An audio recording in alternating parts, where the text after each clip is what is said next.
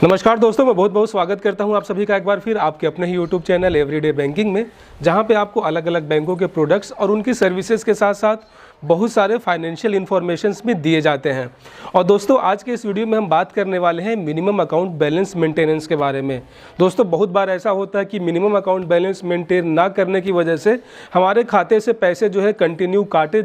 दिए जाते हैं। और स्थिति ऐसी आती है कि जब पैसे जो है चार्जेस और पेनाल्टीज़ लगते लगते जब हमारे अकाउंट का बैलेंस जो है वो जीरो हो जाता है, उसके बाद जो है पेनाल्टीज़ और ज़्यादा लगने की वजह से वो बैलेंस जो है वो माइनस में चला जाता है। ऐसे में बहुत सारे लोग जिनके सेविंग्स अकाउंट होते हैं अलग अलग बैंकों में, वो काफ़ी ज़्यादा परेशान रहते हैं इस बात को लेकर कि आखिर क्या जब उनके पैसे जो हैं वो माइनस में चले गए हैं तो अगली बार जब वो कुछ कैश डिपॉजिट करेंगे अपने अकाउंट में तो क्या वो जो माइनस में है उसको बैलेंस करने के लिए हमारे पैसे और काट लिए जाएंगे क्या। तो गाइज, इस बारे में आज हम कंप्लीट बात करने वाले हैं कि अगर आपके अकाउंट से जो है अगर आपका अकाउंट बैलेंस माइनस में चला गया है मिनिमम अकाउंट बैलेंस मेंटेन ना करने की वजह से, उस स्थिति में आपको क्या करना चाहिए। आपको खाता बंद करवा देना चाहिए या फिर आपको उसी तरीके से उस खाते को छोड़ देना चाहिए या फिर आपको उसमें जो है और पैसे डिपॉजिट करने चाहिए। सो दोस्तों, बात कर लेते हैं सबसे पहले कि हर बैंक का, हर फाइनेंशियल कंपनी का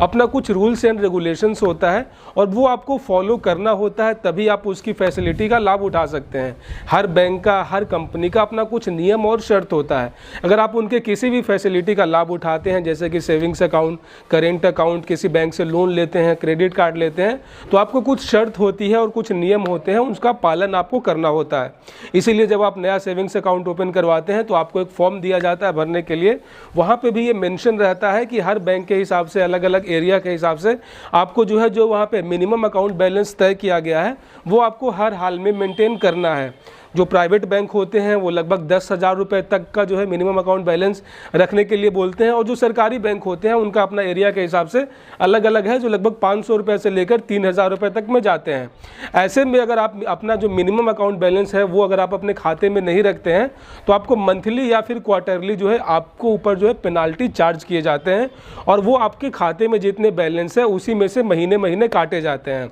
और अगर आपने बिल्कुल शून्य कर रखा है, अपने पूरा खाता खाली कर रखा है, तो जो है आपका बैलेंस जो है वो माइनस में जाना शुरू हो जाता है। और चूंकि ये सभी चीज़ें जो है वो ऑटोमेटिक होती हैं, बैंक का जो अपना एक सॉफ्टवेयर होता है वो माइनस करता है, इसमें आपका कोई पर्टिकुलर जो है बैंक का मैनेजर या फिर बैंक का कर्मचारी कुछ नहीं करता, ये सभी चीज़ें ऑटोमेटिक होती हैं।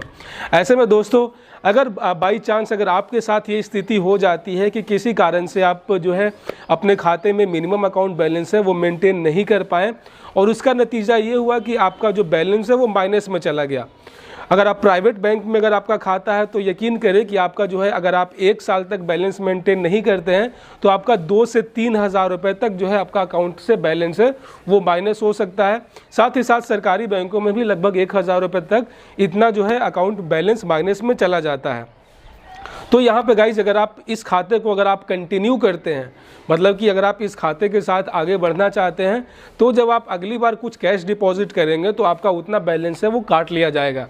मान लेते हैं कि अगर आपका जो अकाउंट है, आपका जो खाते का बैलेंस है वो -500 रुपये चल गया है, तो अगली बार जब भी आप बैंक जाएंगे अपना 1,500 रुपये अपने खाते में जमा करेंगे तो वो अपना 500 रुपये आपको जो है माइनस कर लेगा ताकि उसका जो है बैलेंस हो पाए, और इसका नतीजा ये हुआ कि आपके खाते में सिर्फ 1,000 रुपये ही जमा हो पाएंगे। सो ओवरऑल गाइज, ये काफ़ी नुकसान भरा सौदा होता है। मतलब कि कोई भी नहीं चाहता यार कि उसका मतलब कोई पेनाल्टी के रूप में अपने मेहनत का कमाया हुआ पैसा जो है वो गवाए। ऐसे में लोगों के पास 3 स्थिति होती है कि वो तीनों में से कोई एक चूज़ करना होता है। स्थिति पहला कि वो जो मैंने अभी शुरू में बोला कि वो पैसे जमा करे और जो भी बैंक का पेनाल्टीज़ लगा है वो उसको माइनस कर ले, इसमें आपका बहुत बड़ा नुकसान होने वाला है। अगर आप प्राइवेट बैंक जैसे कि ICICI, एक्सिस बैंक, HDFC, अगर इसके खाता धारक हैं, अगर आपका बैलेंस माइनस में गया है तो भाई आपको तो बहुत भारी नुकसान होने वाला है। वही अगर आप सरकारी बैंक में हैं तो फिर भी आपको 15 से 2,000 रुपये तक जो है आपको जो आपका फटका लगने वाला है। तो गाइस, हमारे पास दूसरा ऑप्शन बच जाता है। दूसरा ऑप्शन ये है कि हम वो अपना खाता क्लोज करवा दें, हम अपना खाता बंद कर दें। अब चूँकि भाई हम इतने काबिल है नहीं कि हमसे मिनिमम अकाउंट बैलेंस मेंटेन हो पाए, तो जो है प्रॉब्लम को जड़ से ही ख़त्म कर देते हैं, हम अपना खाता क्लोज करवा देते हैं। लेकिन ज़रा ठहरिए, अगर आप अपना खाता क्लोज करवाने जाते हैं तो वो तभी होगा जब आपको बिल्कुल आपको वहाँ से नो ड्यू सर्टिफिकेट मिलेगा। जब तक आप अपने अकाउंट क्लोजर फॉर्म के साथ नो ड्यूज सर्टिफिकेट आप अटैच नहीं करेंगे, तब तक जो है आपके अकाउंट को क्लोज करने का जो एप्लीकेशन है उसको कंसीडर नहीं किया